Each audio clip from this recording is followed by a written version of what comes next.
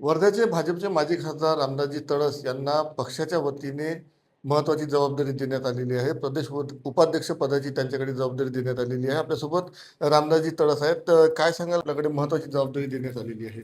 आज सकाळी महाराष्ट्र भारतीय जनता पक्षाची कार्यकारी जाहीर झाली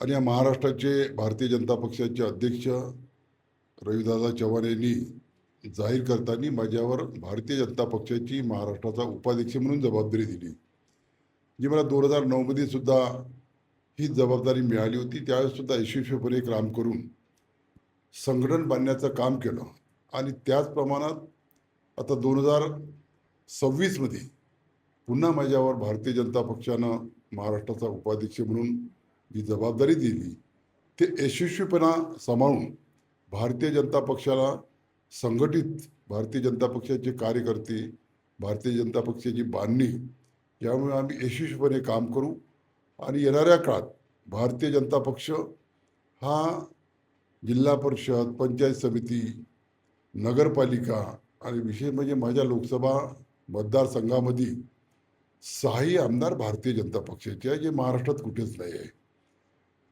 आणि म्हणून इथले पालकमंत्री पंकजी भोयर यांचं मनापासून आभार मानतो.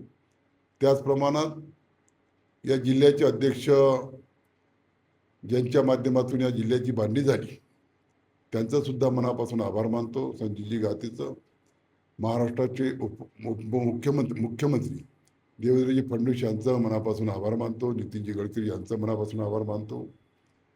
चंद्रशेखरजी बावनकुळे यांचा सुद्धा मनापासून आभार मानतो. विशेष म्हणजे गेल्या 10 वर्षाच्या कार्यकालामध्ये या देशाचे यशस्वी प्रधानमंत्री नरेंद्र मोदीच्या नेतृत्वाखाली जे मला काम करण्याची संधी मिळाली ते संघटनेसाठी काम करील आणि संघटनेसाठी वाहून जाईल. पुढची वाटचाल कशी असेल?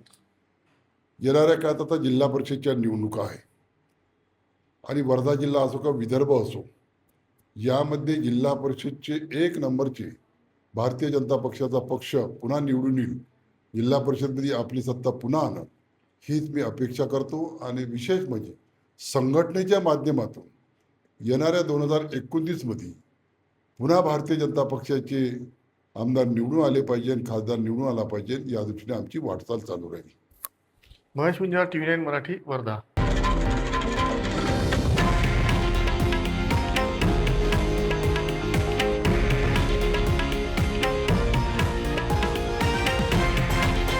हे आहे देशातील नंबर 1 न्यूज नेटवर्क आणि आपण पाहत आहात TV9 मराठी, एकमेव.